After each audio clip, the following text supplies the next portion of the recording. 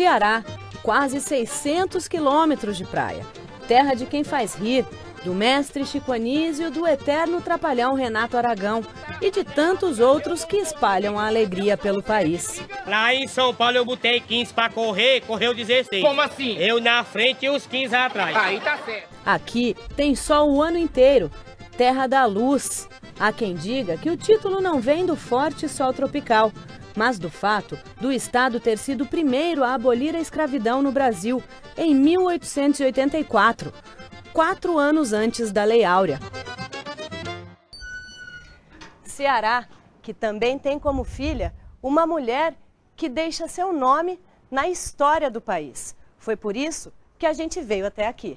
Eu nasci em Fortaleza, sou filha de uma professora e de um dentista, né? Eu sou a mais velha do casal.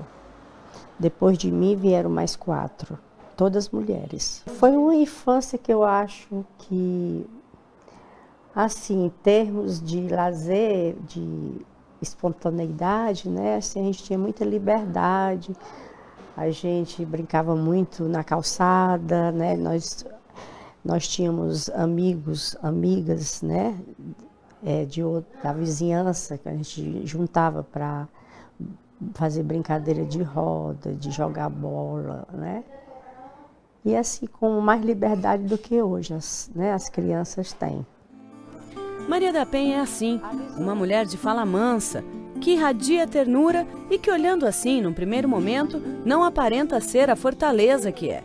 Uma mulher que não se acovardou diante dos desafios que a vida lhe trouxe, que foi de vanguarda em tempos conservadores. Mas até que seu nome virasse lei, o trajeto foi longo. Começou na rua Tereza Cristina, número 1375, que Maria da Penha passou parte da infância e da juventude. A adolescente questionadora já chamava a atenção pela beleza. Chegou a ser eleita a Rainha dos Calouros em 1962. Eu tive assim o corpo mostrando mais idade do que na realidade eu tinha, né? Então eu era alta, eu cresci rápido, entendeu? Então eu namorava como se fosse, namorava não, eu flertava, como se dizia, como se fosse uma menina mais velha, e não era. Eu era ainda muito criança. Maria da Penha cresceu e antes mesmo de completar 18 anos, passou no vestibular. Seguiu o conselho da avó e fez farmácia. Minha avó foi a primeira parteira diplomada, né,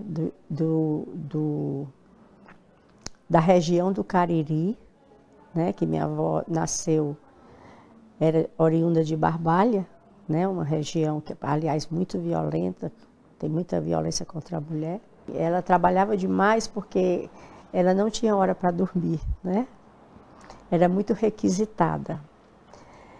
Então ela dizia o seguinte, que eu podia fazer farmácia porque farmácia tinha um período de trabalho e tinha um período de dormir, entendeu?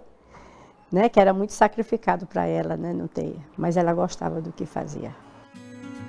Foi nos tempos de faculdade que Maria da Penha se apaixonou e se casou pela primeira vez. Foi também a primeira decepção, mas não seria a última. Eu me apaixonei por um jornalista, né? E essas paixões cegas, né?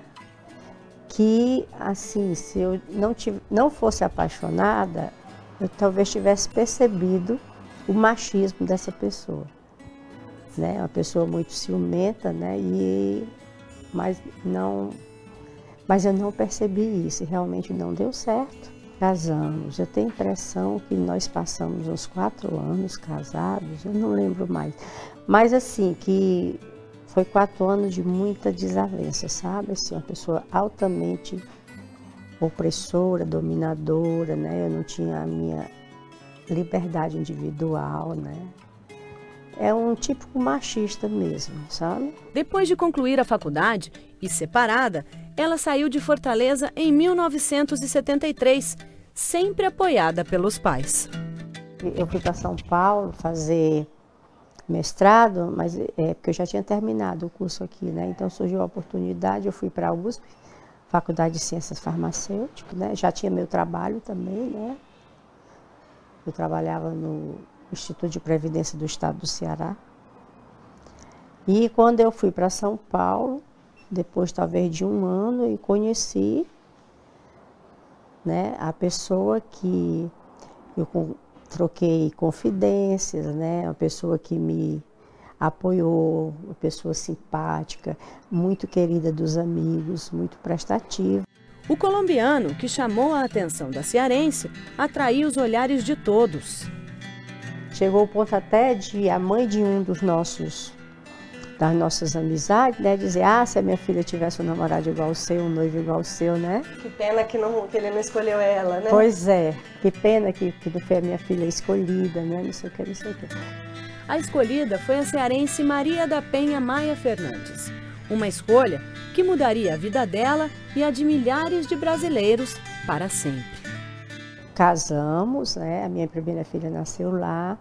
O meu mestrado terminou, eu voltei para reassumir minha função no laboratório que eu estava afastada. Nessa época em São Paulo, como é que ele era com a senhora? Era a pessoa que eu tinha conhecido, né? Como eu tinha conhecido. Aí quando nós chegamos aqui, aconteceu da naturalização dele sair, né? E a partir desse momento, eu não mais o reconheci, né? Ele tornou-se uma pessoa altamente agressiva.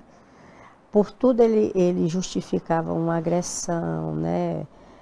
Eu tinha muito medo dele, porque era uma pessoa de muita força, ele praticava halterofilismo em casa, né? Fazia musculação, essas coisas todas. E eu não tinha meios de enfrentar, né? Então, eu comecei, nós não estamos felizes, nem você, nem eu. Vamos separar, né? Que eu acho que é melhor para nós dois.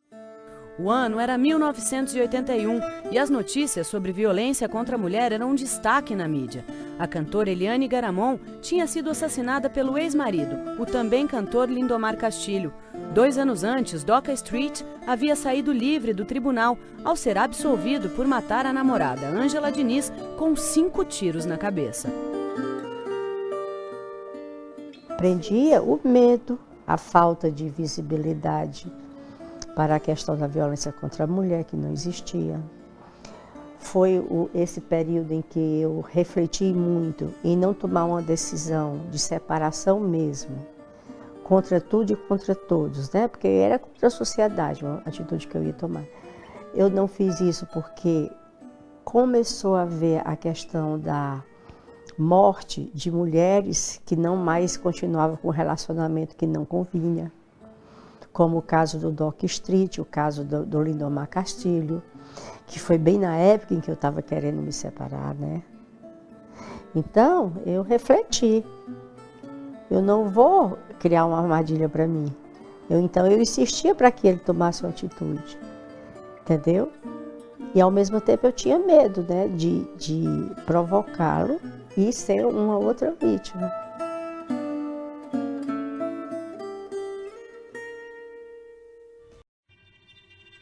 Manhã de 29 de maio de 1983, Maria da Penha acorda assustada. Eu acordei um dia, já pela manhã, né? Isso aí tudo depois foi se encaixando, né? Com um forte barulho dentro do quarto. E quis me mexer, não conseguia, então eu disse, puxa, o Marco me matou. Foi o meu raciocínio, foi esse. Né? Porque nessa época o estopim já tinha... Não tinha mais sentido, há muito tempo, né? E os vizinhos que me acudiram me levaram para o hospital, e eu, por conta dessa fato, eu passei 4 meses hospitalizada, né? E a versão que ele contou é que ele tinha percebido pessoas estranhas dentro de casa, e que essas pessoas tentaram enforcá-lo e lutaram contra ele. E quando a polícia, os vizinhos chegaram, tudo mais, encontraram ele sentado na cozinha da casa com uma corda no pescoço e o pijama rasgado. E a explicação é que ele tinha lutado com 4 pessoas. O tiro que atingiu Maria da Penha lesionou a terceira e a quarta vértebras torácicas. Por pouco, não atingiu o coração. Depois de passar 2 meses num hospital em Fortaleza, Maria da Penha conseguiu uma vaga aqui em Brasília, no Rede Sara de reabilitação. Foi quando ela começou a recuperar o movimento dos braços. Foi quando ela ouviu também que a cadeira de rodas seria sua companheira pela vida toda. Não bastasse a saudade que ela tinha das filhas, foi quando começaram a chegar as primeiras notícias de que o marido dela era o principal suspeito do atentado. Até então, a versão era de que tinha havido esse assalto, né? E eu não imaginei em nenhum momento que tinha sido ele, entendeu? Sempre eu estava acreditando na versão que ele tinha passado, só que meu sofrimento era muito grande, porque como eu conhecia a brutalidade dele com as crianças, eu achava, e não era mentira, né? E aconteceu isso, que ele agora estava com todas as armas para maltratá-las ainda mais, porque não tinha a minha presença. E essa não seria a única tentativa. Quando voltou de Brasília, já sabendo que tudo apontava o marido como autor do tiro, um novo choque. Ele falou, não me lembro bem como foi, eu só sei que ele disse que ia me levar ao banheiro, no banho, né? E quando eu cheguei no banheiro, ele abriu o chuveiro e no lugar de ele me empurrar, eu disse, deixa eu ver a temperatura da água. Aí passou corrente. Aí eu disse, está dando choque. Ele tem um choque. Esse choquinho sempre ela deu. Eu digo, não, está dando choque. Nessa hora eu gritei, as moças vieram e me tiraram. Entendeu? Aí, coincidentemente, depois, a gente relembrando os fatos, aí o que é que acontecia? Ele, depois que eu havia chegado, ele nunca havia tomado mais banho naquele banheiro. Ele só tomava no banheiro das crianças. Então, e o que ele ajeitou realmente, no período que ele estava hospitalizado, ele ajeitou o chuveiro para dar, premeditou para mim, dar um choque.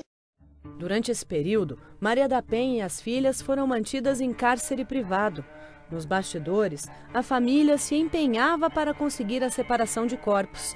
Em casa, ela arrumava as malas, quando o marido saía para o trabalho. Foi nesse período, esses 15 dias, que assim, quando eu tomei conhecimento pelas moças, né, e começou as coisas ficarem se encaixando, né, então eu tinha malas, né, pegava as malas, quando ele saía, eu botava as roupas das crianças tudo dentro da mala e botava a mala no mesmo lugar, quer dizer, ele não percebeu de que eu estava me preparando, né.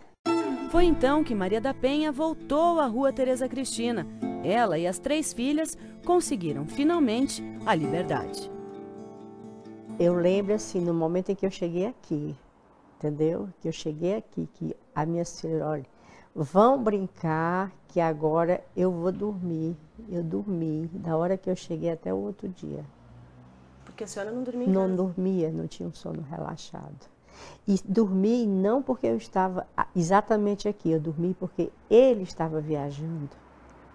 E eu sabia que ele poderia não chegar aqui enquanto estivesse viajando. Foi neste momento que toda dor e sofrimento deram lugar à força. Maria da Penha formalizou uma denúncia contra o então marido. O crime quase prescreveu. Depois de esgotar todos os recursos internos do país, ela recorreu à Comissão Interamericana de Direitos Humanos, da Organização dos Estados Americanos. O Brasil foi condenado pela OEA, que disse que o país negligenciava os casos de violência doméstica. A grande repercussão internacional do fato colocou as autoridades brasileiras na berlinda. A discussão chegou ao governo federal e em 2006, o ex-presidente Luiz Inácio Lula da Silva sancionou a Lei Maria da Penha. Eu sou muito feliz hoje. Sou feliz porque eu sei que as minhas filhas não vão passar pelo que eu passei, porque existe uma lei, né? Eu sei que muitas mulheres se beneficiaram demais com essa lei. E eu provei que a justiça precisava ser repensada. Porque a mulher sempre foi vítima do machismo na sociedade. Não do machismo entre 4 paredes, mas o machismo público. né? Que quantas mulheres morriam assassinadas e quem era responsável, ela era própria, na boca dos advogados, né? Ela morreu porque ela afrontou, ela morreu porque ela traiu. Fez por merecer. Fez por merecer. Então isso é muito importante.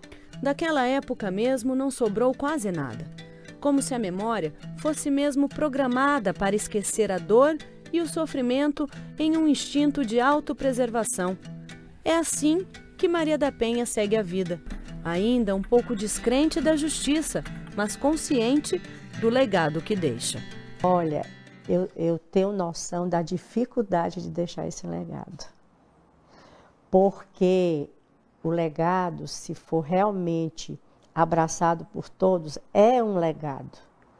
Mas a gente tem encontrado muita dificuldade pela cultura machista de nossos juízes, de nossos desembargadores. Eu me acho órfã do Estado. Até hoje? Até hoje, quando eu vejo a lei ser totalmente desconhecida por alguns juristas, né, de não levar em conta o que a lei veio fazer para a sociedade. Ela veio para trazer paz para a sociedade.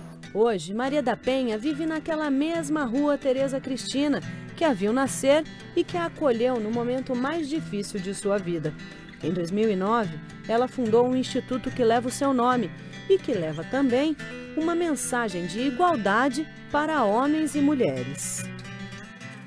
A gente trabalha capacitando as pessoas das instituições, das empresas, falando sobre o que é violência doméstica, falando o porquê da lei, falando da necessidade de homens e mulheres saberem se respeitar, saberem educar seus filhos com respeito. Divergências podem acontecer, mas tem que haver aquele respeito. Com o livro que lançou em 1994, contando a sua história, Maria da Penha afirma que exorcizou o passado. Para ela, o que passou ficou lá atrás. Para mim, eu dizer que eu perdoo é muito difícil, eu não gosto dessa palavra. Eu quero dizer o seguinte, que eu não me amarguro hoje pelo relacionamento que eu tive. E eu não perco tempo em estar pensando numa pessoa que não valeu a pena. Então, eu procuro viver com o que eu tenho de bom. O que o meu relacionamento trouxe de bom foi minhas 3 filhas, né? E que eu sou feliz com elas. Netos? A senhora tem netos? Tenho 3 netos e vão chegar mais 2 agora.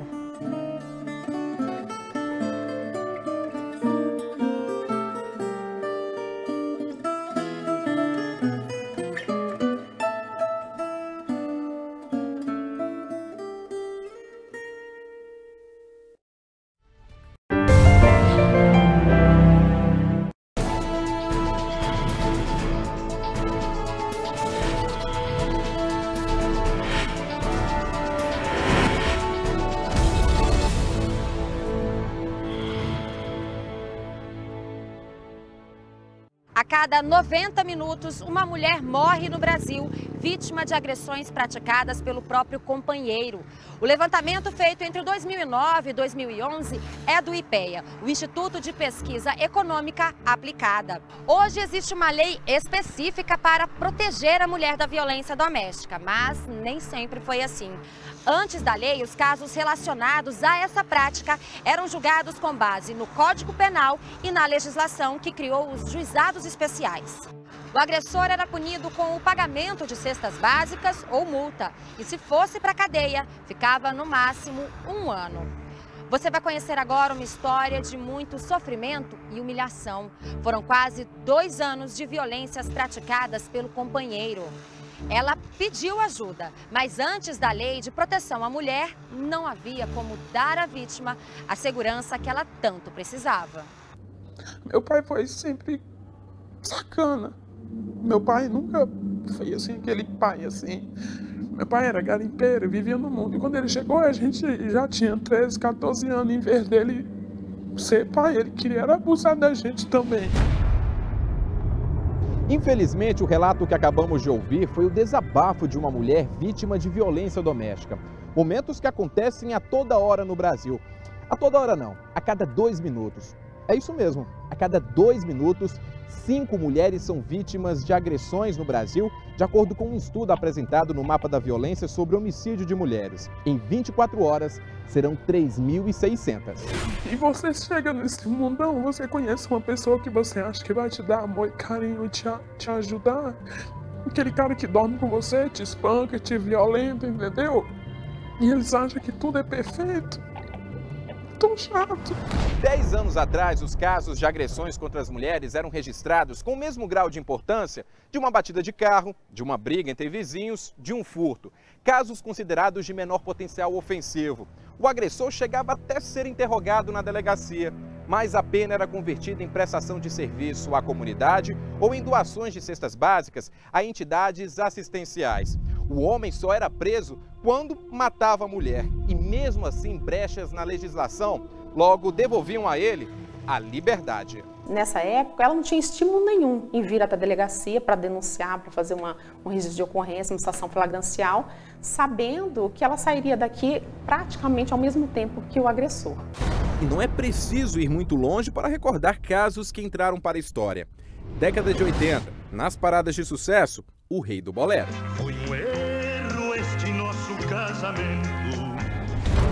No auge da fama, em 1981, o cantor Lindomar Castilho matou em público a ex-mulher, a cantora Eliane Aparecida de Gramonte, com quem ficou casado por 2 anos. Eliane se apresentava com um primo em um bar de São Paulo quando foi morta com um tiro no peito disparado por Lindomar. 20 dias antes do crime, o desquite havia sido formalizado. Eliane pediu a separação por causa das agressões físicas e ciúmes do cantor. 5 anos antes, em 1976, a socialite Ângela Diniz foi morta com 5 tiros na cabeça na própria casa em Cabo Frio, no Rio de Janeiro. O autor dos disparos, Raul Fernandes do Amaral Street, o Doc Street, namorado dela. O crime foi destaque em jornais e televisão. No primeiro julgamento, ele foi considerado inocente. A defesa acusou Ângela de levar uma vida libertina. Por isso, os advogados recorreram à tese da legítima defesa da honra. É lavar a honra dele, que foi traído. Ele foi traído perante a sociedade e ficou envergonhado, aí matou. Aí a sociedade disse, foi traído, mas matou, limpou a honra. Com o argumento, os agressores ganharam tempo e as organizações feministas acompanharam os casos. Nesse período, surgiu a famosa expressão, quem ama, não mata.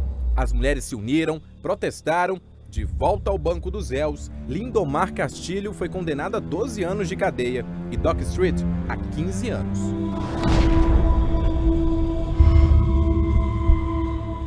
Dados do Mapa da Violência revelam que na década de 80, em um grupo de 100 mil mulheres, 2.585 foram assassinadas. Na década de 90, esse número aumentou para 3.743. De 2000 a 2010, o número de mulheres mortas por grupo de 100 mil passou de 3.851 para 4.297. Isso quer dizer que entre 1980 e 2000, 91.932 mulheres foram mortas, crescimento de 217,6% em 30 anos. Quase a metade dos casos ocorreu na última década. Foi o que aconteceu com esta mulher em 2003, quando conheceu o ex-companheiro com quem viveu 2 anos e meio. Era um homem que aparentemente demonstrava muita segurança. Tinha um porte elegante, né? Eu imaginava, pelo fato da profissão dele ser um policial civil, que eu estava até segura. Foram meses bem amorosos. Após 3 meses de relacionamento, morando sob o mesmo teto, ele começou a me impor que eu deixasse de trabalhar e fosse estudar. Até então não vi nem gravidade, eu achei até interessante. Me enganei, porque ele começou a querer dominar minha vida. Quando ela tentou argumentar em continuar os estudos e trabalhar, ele disse não. Aqui quem manda sou eu. E eu falei, não, quem manda na minha vida sou eu. E ele disse, não, mulher minha, quem manda sou eu. E me meteu um tapa na boca, eu caí, a boca sangrou. E eu fiquei muito chocado com aquilo. No dia seguinte, pedi desculpa, existia muito problema, trabalhava com muito bandido. Bom, relevei. Foi quando, numa noite, ele chegou, estava bêbado, irritado, e discutiu, eu sei que, enfim, me espancou novamente. Nessa noite foram chutes, murro, a minha cabeça ficou toda dolorida porque foi muita pancada. Em algum momento ele te agrediu ou te ameaçou com uma arma? Umas 2 vezes. A famosa roleta russa. Em algum momento durante esse período aí de agressões, os vizinhos não percebiam, não ligavam para a polícia? Todos eles, mas todos sabiam que ele era da polícia. E no dia que algum abençoado vizinho, que eu digo abençoado, chamou, foi o que aconteceu. Vieram, trocaram figurinhas na porta e foi embora. Quando ele me bateu novamente, ele sempre trancava a porta, ficava com chave e tudo, e eu não tinha como. Nesse dia ele esqueceu. E eu saí, consegui sair de madrugada. Eu saí descalço, de pijama, correndo. O registro das agressões foi feito na delegacia do bairro onde mora em Brasília. O policial que estava no balcão de atendimento falou: o que foi? Eu falei: eu queria registrar uma denúncia, eu fui espancada, agredida e tudo. Aí ele chegou no balcão e falou: minha mulher, vai ser briga de casal, né? Faz drama demais, não sei o que. Ele falou: não, tô falando com ela, não é com você. Eu também sou policial. Ele falou: meu amigo, não me interessa se você também é policial. Eu tô aqui fazendo o meu papel. Como é que é seu nome? Ele disse. Aí o policial no sistema falou assim: e você não tem vergonha? Já tem 2 passagens aqui por agressão à mulher. Da delegacia, ela procurou um advogado e foi até a Defensoria Pública, que determinou ao ex-marido distância de 300 metros dela. Mesmo assim, o ex-companheiro ligava para ela fazendo ameaças de morte. O caso teve fim quando ela denunciou as agressões à Corregedoria da Polícia Civil. Com medo de perder o cargo de policial, o ex-companheiro parou com as ameaças e perseguições. Mas proteção naquele momento? Mas proteção nenhuma. Eu fiquei até escondido. Eu fui da casa de um parente para outro escondido. Eu fiquei literalmente escondido uns 2 meses. Maria da Penha Maia Fernandes. Você vai conhecer agora a história dessa farmacêutica. Ela nasceu no Ceará e estava na faculdade em São Paulo, no curso de mestrado, quando se apaixonou perdidamente pelo colombiano Marco Antônio Herédia Viveiros. Ele conquistou o coração de Maria da Penha. Os dois se casaram e tiveram 3 filhas. Mas o que era para ser amor se transformou em posse, ciúmes, agressões e até tentativas de homicídio.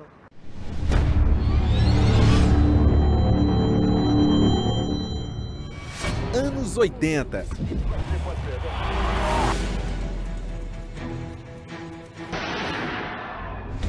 Into London. Uma mulher aclamada pelo povo vira princesa. O comportamento de uma ministra contra o machismo da época a transforma em uma dama de ferro. Uma cantora com estilo influencia jovens da geração.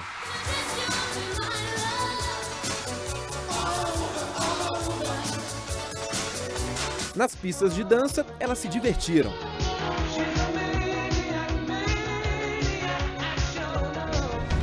E nos movimentos sociais, lutaram pela liberdade e direitos iguais contra a intolerância, o machismo e a moral conservadora. Viva o povo brasileiro que está nessa praça!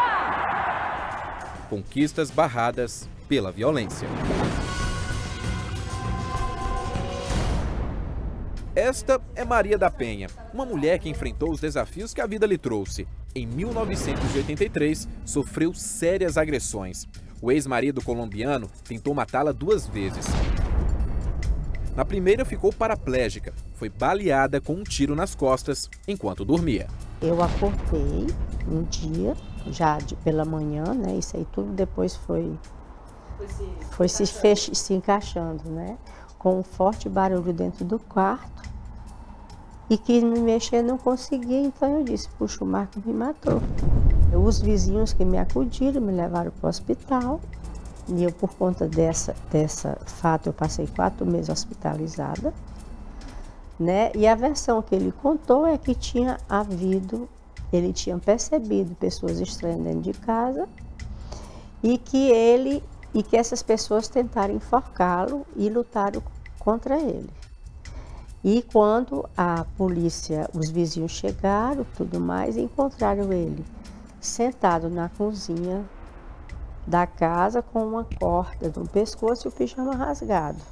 E a explicação é que ele tinha lutado com 4 pessoas. Maria da Penha viajou cerca de 2.000 quilômetros em busca de tratamento neste hospital de reabilitação em Brasília.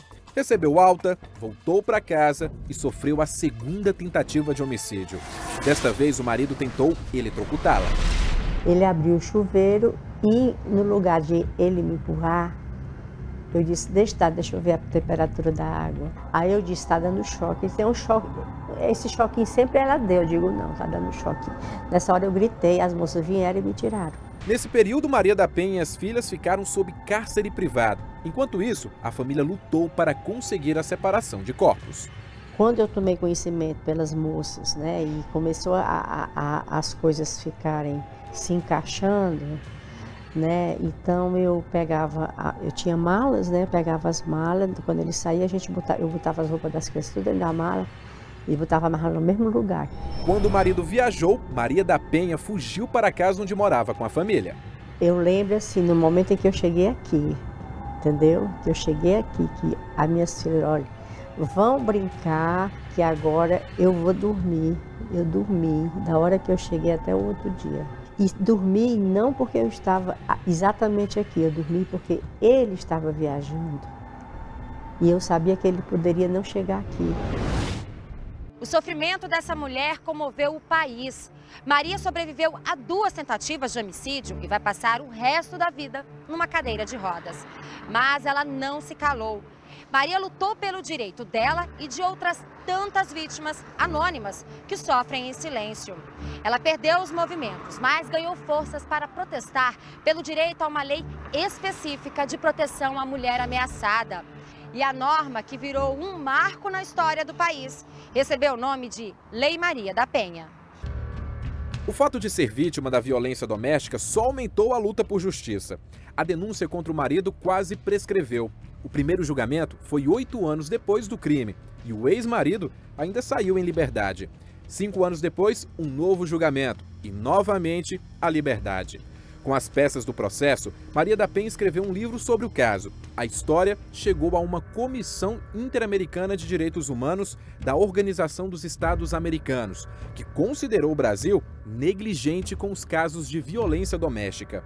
As autoridades brasileiras foram pressionadas e a discussão chegou ao governo federal. O ex-marido de Maria da Penha foi ao 3º julgamento. Dos 8 anos de condenação, 2 foram cumpridos em regime fechado, o restante no semiaberto e aberto. O caso serviu de base para a criação da lei sancionada em 2006 e que leva o nome de Maria da Penha. Discussão em turno único do projeto de lei da Câmara número 37, que cria mecanismos para coibir a violência doméstica e familiar contra a mulher, nos termos do parágrafo 8º do artigo 226 da Constituição Federal, da Convenção para a Eliminação de todas as formas de discriminação contra as mulheres. Sou feliz porque eu sei que as minhas filhas não vão passar pelo que eu passei, porque existe uma lei. Eu sei que muitas mulheres se beneficiaram demais com essa lei. E eu provei que a justiça precisava ser repensada. Porque a mulher sempre foi vítima do machismo na sociedade. Não do machismo entre 4 paredes, mas o machismo público. Né? Que quantas mulheres morriam assassinadas e quem era responsável era própria, na boca dos advogados, né? Ela morreu porque ela afrontou, ela morreu porque ela traiu. Maria da Penha lutou 19 anos e 6 meses por justiça.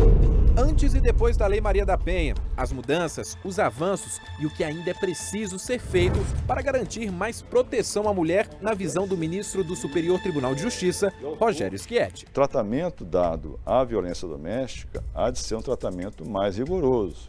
O Estado tem que intervir sim para atender às situações que, se chegaram àquele ponto, é porque são o resultado de violências que foram se repetindo ao longo do tempo, muitas vezes violências morais, mas que chegaram a um ponto de violências físicas que podem evoluir até para um crime mais grave, como, por exemplo, um crime de homicídio. Qual o entendimento do STJ na garantia dos direitos dessas pessoas, dessas mulheres agredidas? Bom, o Superior Tribunal de Justiça tem interpretado a Lei Maria da Penha e o Código Penal de uma maneira, creio, bem razoável, bem suficiente para conferir a essas vítimas de violência doméstica a proteção que merecem.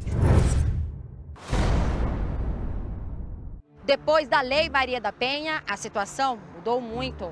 Agressores presos em flagrante, penas mais rígidas, medidas protetivas para evitar que as vítimas percam a vida. Entre essas ações está a criação da Casa Abrigo, um lugar onde a mulher é mantida em sigilo até que possa voltar para casa em segurança. Antes da Lei Maria da Penha, nós tínhamos uma fala que era comum na sociedade, que em briga de marido e mulher não se mete a colher.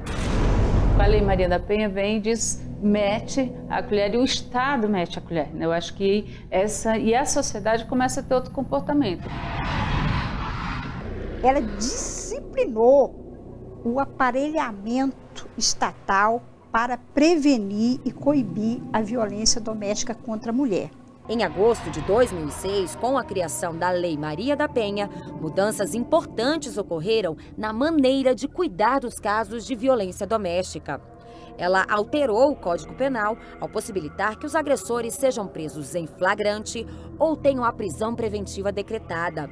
A legislação criou também mecanismos de proteção e aumentou o tempo máximo de detenção, que passou de 1 para 3 anos.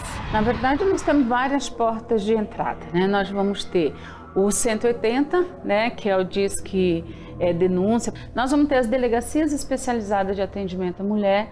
A Lei Maria da Penha criou, né, instituiu os juizados especializados de atendimento à mulher, as defensorias públicas e as promotorias de atendimento. E nós temos os centros de referência e as casas-abrigo para as mulheres que estão em risco de vida.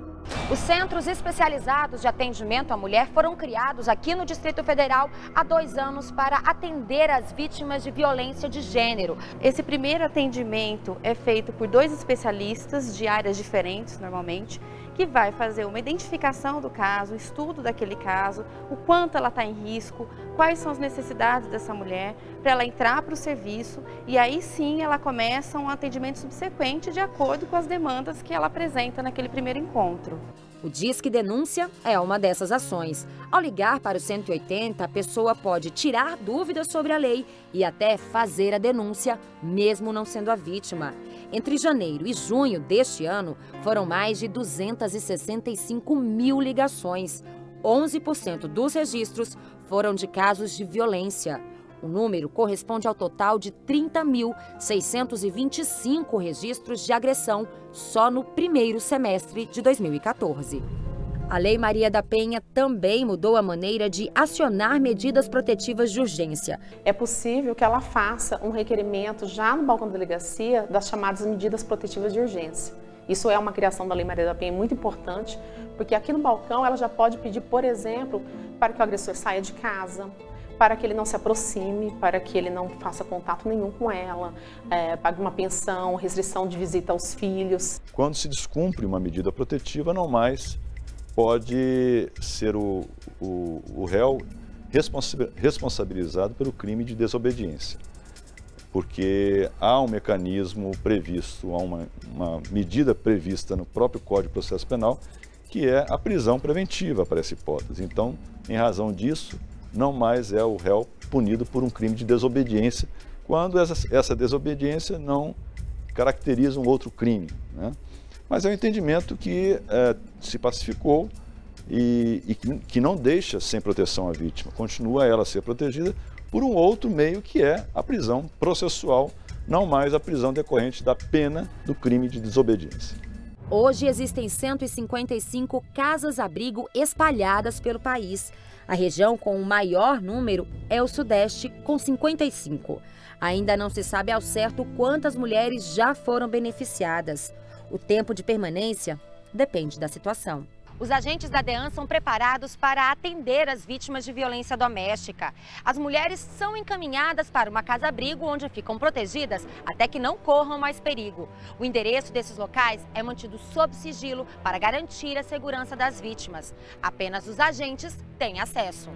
Por isso nós viemos até esta delegacia na Asa Sul, no Distrito Federal, para falar com uma mulher que está abrigada. Por questões de segurança, o nome dela não será revelado. As agressões eram muito psicológicas, pancadas, murros, socos, principalmente no rosto. A gente fica arrasada, né, e traumatizada, e até o momento de que a gente não consegue confiar em mais ninguém. Ficou muito difícil. Tudo isso fez parte da vida desta mulher durante 1 ano e meio.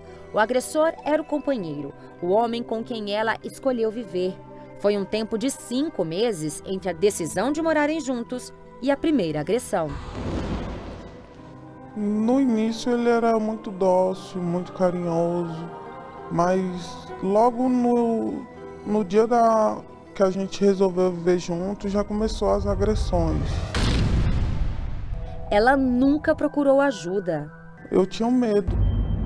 Tem uns que confessam, tem uns que falam que confessam e mostram arrependimento, tem uns que acham que o homem reage de outra forma, o homem tolera menos, e é assim que o homem responde a uma provocação, batendo.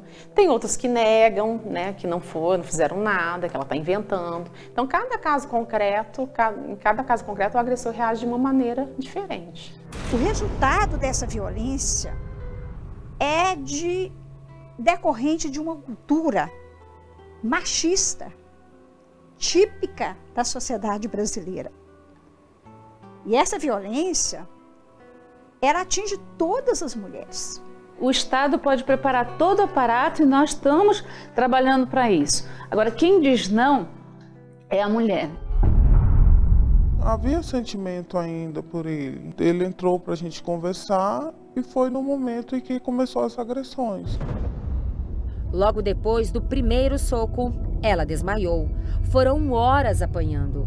Os vizinhos a encontraram pela manhã do lado de fora da casa, para onde foi arrastada. Ela estava muito machucada e desacordada. Foi encaminhada ao hospital, onde ficou em coma por 11 dias. Depois de acordar, decidiu procurar ajuda. Foi a uma delegacia da mulher e registrou um boletim de ocorrência. Diante dos fatos, a delegada pediu autorização para levá-la a uma casa-abrigo. O grande objetivo da casa-abrigo é garantir que a mulher sobreviva, não seja assassinada. Um levantamento do Conselho Nacional de Justiça mostrou que o Brasil está em 7º lugar no ranking mundial de assassinato de mulheres, o feminicídio. A maior parte dos assassinatos são pelos companheiros, pelos maridos, companheiros ou ex-companheiros. As mulheres morrem dentro de casa. O casa-abrigo me abraçou, me acolheu, me deu muita atenção. É necessário uma resposta rápida do Poder Judiciário e desses órgãos de investigação. Porque essa atuação rápida da justiça, ela tem impedido a repetição desses crimes. Eu oriento que não tenha medo, porque eu tive medo. Eu tive medo e quase morri. Antes e depois da lei, os direitos e deveres do cidadão brasileiro, os passos da justiça, as decisões que mudaram histórias de vida. Eu fico por aqui, mas a gente tem um encontro marcado na próxima semana. Enquanto isso, você pode mandar a sugestão de alguma lei que gostaria de entender melhor.